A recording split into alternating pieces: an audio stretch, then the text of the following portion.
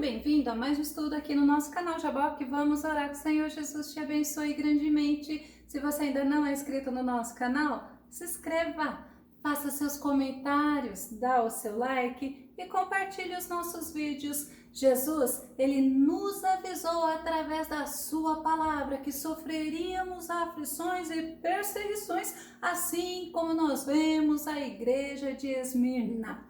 Vamos ver sobre isso logo após a vinheta.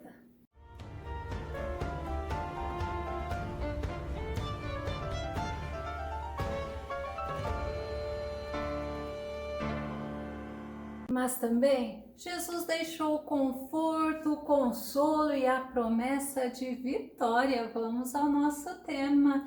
Carta à Igreja Perseguida, Igreja de Esmirna. Nosso texto base está em Apocalipse, no capítulo 2, verso 8, que diz: E ao anjo da igreja em Esmirna, escreve: Isto diz o primeiro e o último que foi morto e reviveu. Glória a Deus! Um Deus vivo é o que nós servimos. O nosso Jesus ressuscitou. Glória a Deus! E esta carta é a segunda carta de Jesus enviada à igreja da Ásia, direcionada justamente à igreja de Esmirna. Esmirna era localizada ao norte de Éfeso, na Ásia. E Esmirna vem justamente de mirra, que significa cheiro suave. Era uma cidade bela, era uma cidade com bom e com forte centro comercial. Era uma cidade importante na época, com muita população, e era uma cidade que era fiel a Roma. Mas os crentes,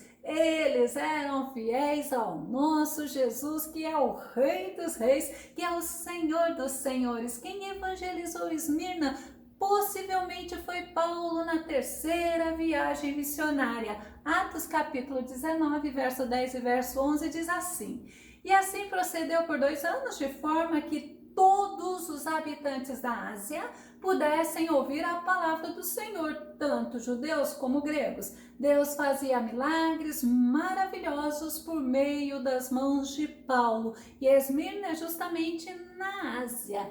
E Paulo, ele mostrou como que era o comportamento dele na Ásia. Lembra que eu falei? Uma igreja perseguida?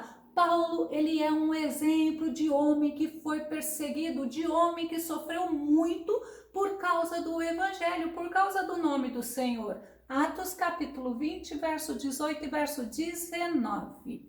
Assim que se reuniram, Paulo lhes declarou: Vós bem sabeis como foi que me comportei entre vós durante todo o tempo em que vivi convosco, desde o primeiro dia em que cheguei à província da Ásia. Servi ao Senhor com toda a humildade, com lágrimas, sendo impiedosamente provado pelas ciladas dos judeus. Paulo, ele não era um homem que pregava tranquilamente. Paulo era um homem que sofria muitas perseguições, e a maioria pelos próprios judeus. Segundo os historiadores, Esmirna teve como pastor da igreja local um homem chamado Policarpo. Policarpo era um discípulo de João, um homem fiel a Deus que foi mártir. Segundo os historiadores, Policarpo foi queimado vivo. Sabe por quê? Porque ele não adorou e ele não reconheceu a César como um ser divino. Vamos ver a saudação de Jesus à igreja de Esmirna? Apocalipse capítulo 2, verso 8. E ao anjo da igreja em Esmirna escreve: Isto diz o primeiro e o último, que foi morto e reviveu. É o nosso texto base. Ao anjo, possivelmente ao pastor ou o responsável pela igreja, como eu comentei no nosso primeiro estudo sobre a igreja de Éfeso. Isto diz o primeiro e o último, como diz o próprio profeta Isaías, em Isaías capítulo 44, verso 6. Assim dizia Yahvé, o Senhor, o Rei de Israel, o seu Redentor, o Eterno dos Exércitos: Eu sou o primeiro e eu sou o último, além de mim não há Deus. Que palavra maravilhosa! E nós servimos o Todo-Poderoso, o primeiro, o derradeiro, aquele que é o eterno, o Senhor dos exércitos. Em Isaías 48:12, Deus ainda fala: dá-me ouvidos, ó Jacó, e tu, ó Israel, a quem chamei. Eu sou o mesmo, sou o primeiro e também o último.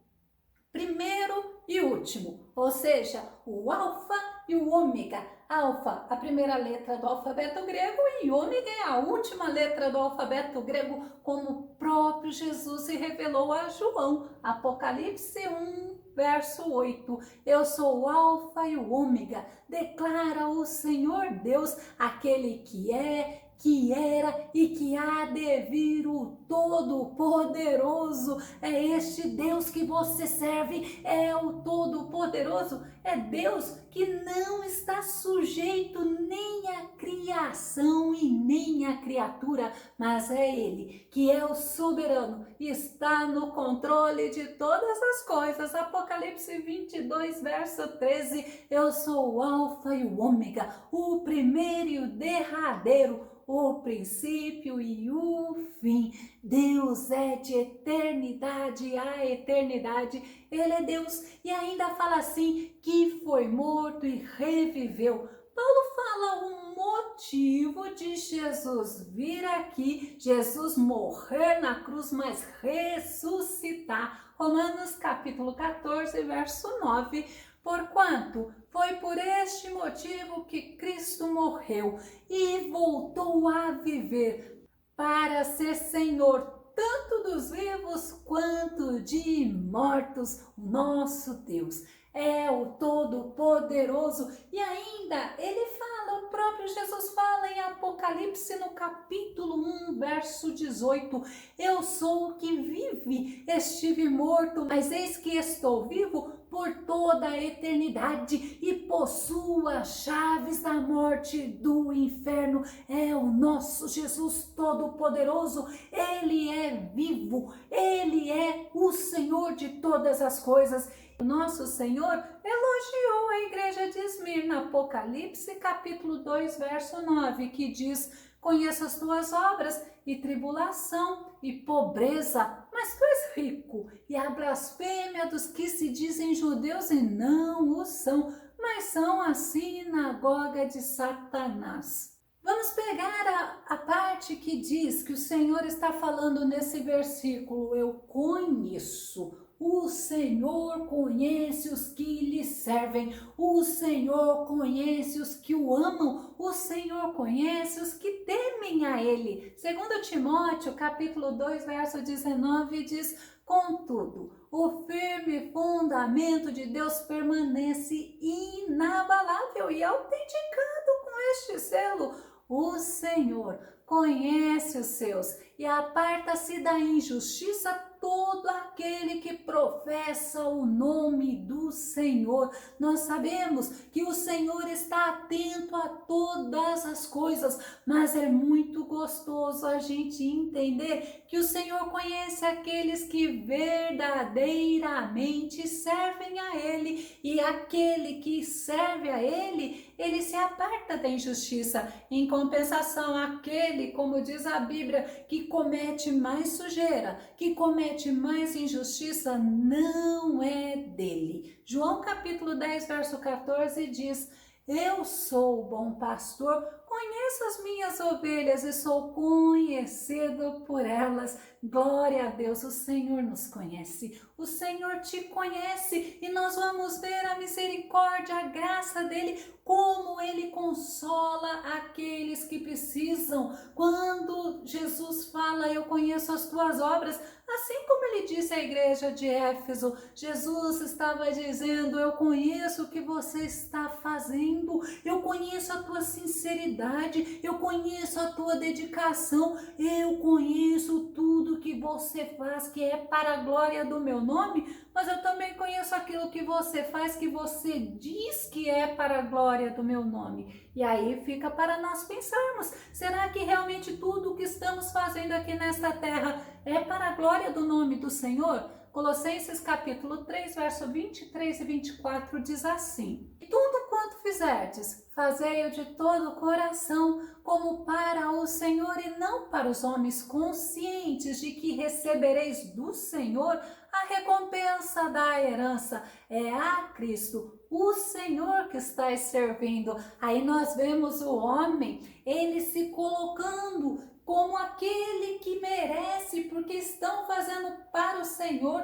que merece que tudo seja feito com excelência. Mas estes homens, muitos deles não entendem que a pessoa está fazendo é para Deus, e quando ela está dando o melhor para Deus, pode ter certeza que Deus aprova. Precisamos estar atentos, porque é o Senhor que conhece, e ainda o Senhor fala assim: eu conheço a sua tribulação. João 16:33, o nosso Jesus já nos avisa: eu vos preveni sobre estes acontecimentos, para que em mim tenhais paz. Neste mundo, Jesus fala: sofrereis tribulação, mas tende fé e coragem. Eu venci o mundo, o nosso Jesus venceu o mundo, o nosso Jesus, ele ressuscitou, e o nosso Jesus, aquele que foi morto e reviveu, ele fala para nós neste dia: eu conheço as suas tribulações, eu conheço o que está te atormentando,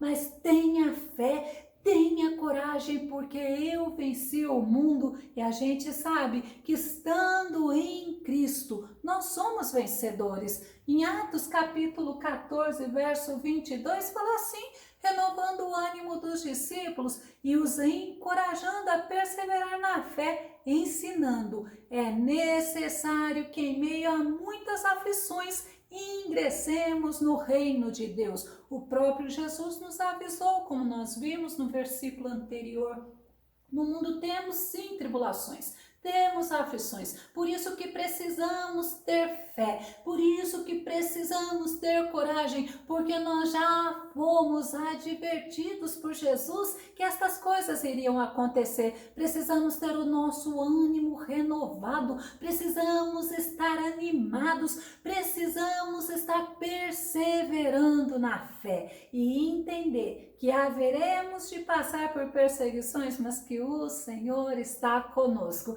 E ainda o próprio Jesus fala: eu conheço a sua pobreza. Estava falando para Esmirna. E é interessante que os historiadores, os estudiosos dizem que todos os bens daqueles que aceitavam a Cristo como Salvador, como Senhor, como Rei dos Reis, era tomado. Inclusive que muitos, quando aceitavam a Cristo Jesus, perdiam os seus empregos e perdiam também os seus bens. Não era fácil servir a Cristo, e hoje a gente vê que quantas pessoas, quando passam por dificuldades, quando passam por tribulações, eles abandonam a Cristo, eles rejeitam a Cristo, porque as coisas não são do jeito que ele queria que fosse. Lucas capítulo 6, verso 20, o nosso Jesus nos diz: então, dirigindo o olhar para os seus discípulos, Jesus lhes declarou: bem-aventurados vós, os pobres, porque a vós pertence o reino de Deus. Quantas vezes as pessoas, por serem pobres, por não terem uma condição de vida, uma vida financeiramente falando mais próspera que os outros, quantas vezes essas pessoas são rejeitadas pelos homens, mas nunca rejeitados por Deus. E aí a gente ainda vê Jesus falando em Lucas capítulo 12, verso 21, que diz assim: isto também acontece com quem poupa riquezas para si mesmo, mas não é rico para com Deus. E Jesus estava falando justamente isso para Esmirna: vocês são pobres aos olhos do homem, mas vocês são ricos para Deus. Tiago capítulo 2, verso 5 nos mostra: ouvi, meus amados irmãos, não escolheu Deus os que para o mundo são pobres, para serem ricos em fé e herdeiros do reino que ele prometeu aos que o amam?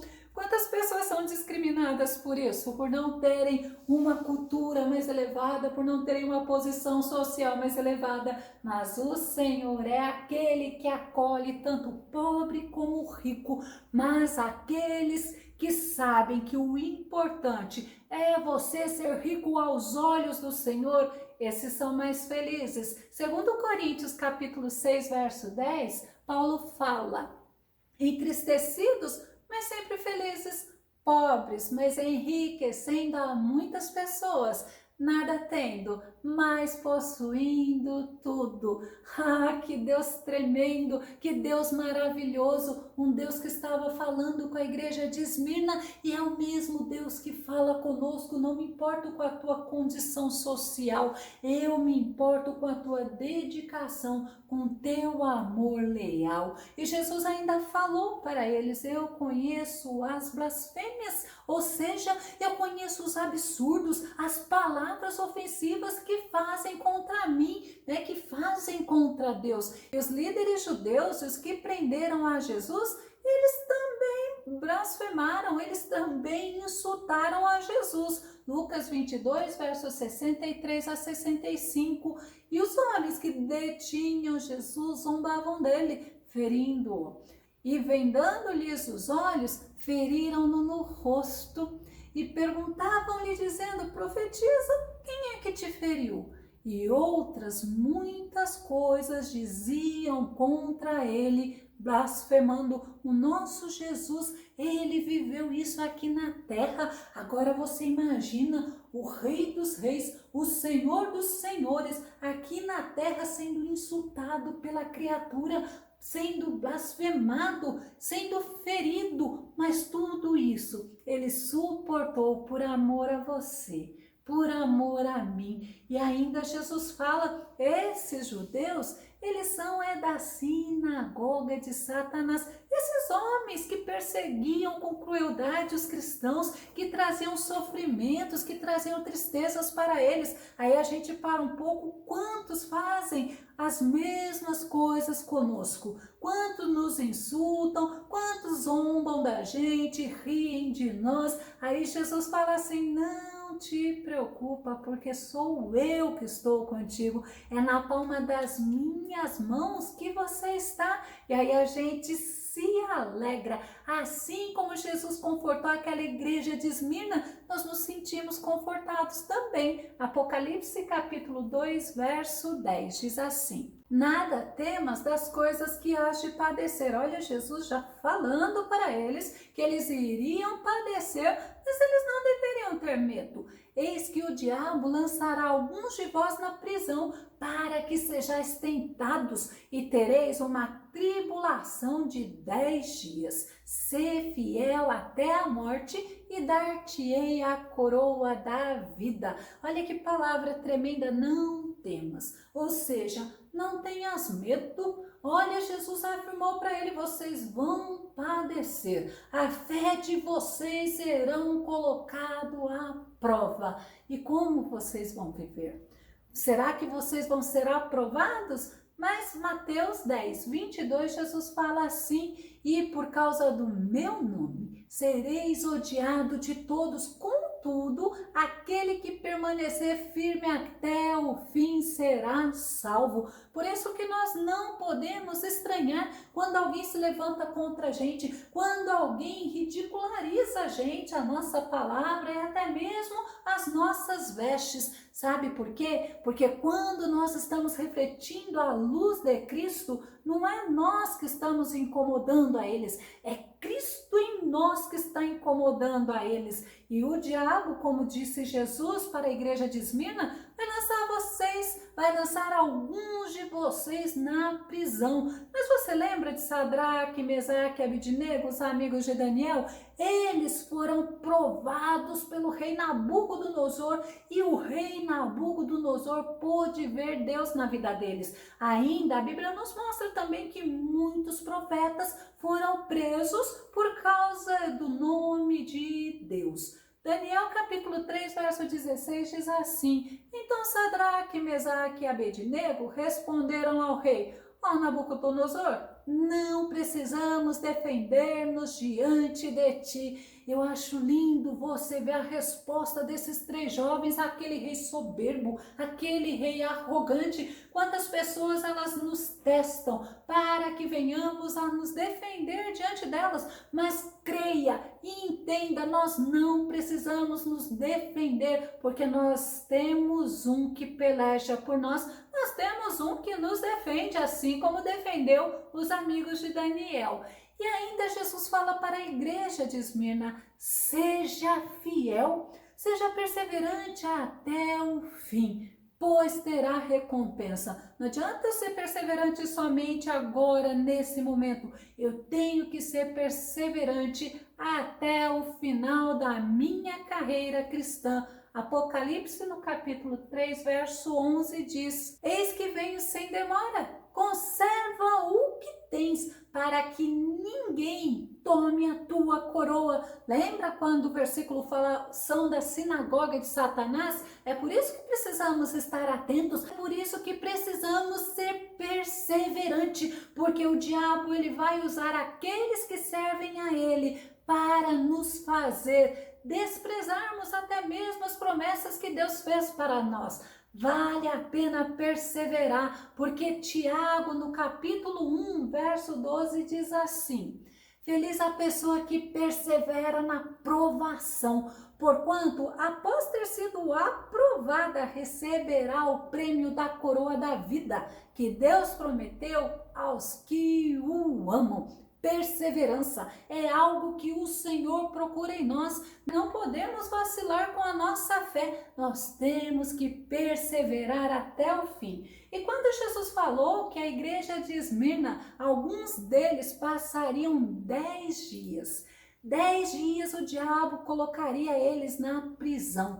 Ou seja, é uma luta, é uma prova, é uma tribulação que vai ter começo, vai ter meio, mas vai ter fim, e que Deus está no controle. E Jesus fala novamente aí para a igreja de Esmirna: preste atenção, ouça com atenção, compreenda o que você está ouvindo, assim como o próprio Jesus falou quando ele esteve aqui, Mateus capítulo 11, verso 15, aquele que tem ouvidos para ouvir, ouça, ou seja, prestem atenção. Sabe por quê? Quando Jesus falou para a igreja de Esmirna, porque haverá promessa a quem vencer. Apocalipse capítulo 2, verso 11. Aquele que tem ouvidos, compreenda o que o Espírito revela às igrejas. O vencedor, de maneira alguma, sofrerá a punição da segunda morte. Segunda morte é uma separação eterna com Deus. Nós vamos ver Apocalipse no capítulo 20, verso 14, que nos mostra assim: então a morte e o Hades foram atirados no lago de fogo. Esta é a segunda morte, o lago de fogo. Ainda Apocalipse 20, verso 6, nos mostra: bem-aventurados e santos os que tomam parte da primeira ressurreição. A segunda morte não tem poder algum sobre eles. Serão sacerdotes de Deus e de Cristo e reinarão com ele pelo período de 1000 anos. Reinarão com ele. A gente vai começar a concluir. E eu quero concluir justamente com as palavras do apóstolo Paulo, que está em 1 Coríntios capítulo 9, verso 25. Todos os que competem nos jogos se submetem a um treinamento rigoroso, e isso para obter uma coroa que logo se desvanece. No entanto, nós nos dedicamos para ganhar uma coroa que dura eternamente. Que possamos aprender com a igreja de Esmirna, porque o Senhor elogiou aquela igreja, o Senhor elogiou as ações, a fé e a perseverança daquela igreja, e o Senhor fez muitos elogios para aqueles que perseveraram. O Senhor avisou que sofreriam, mas que no final eles teriam recompensa. Eu vou deixar na descrição do vídeo o link Promessas ao Vencedor. Inferno lá não é o meu lugar. Céu, lindo céu, que Deus, o nosso Deus querido, te abençoe com todas as sortes de bênção. Fique com Deus, até o nosso próximo estudo aqui no nosso canal Jaboque. Vamos orar, Deus te abençoe.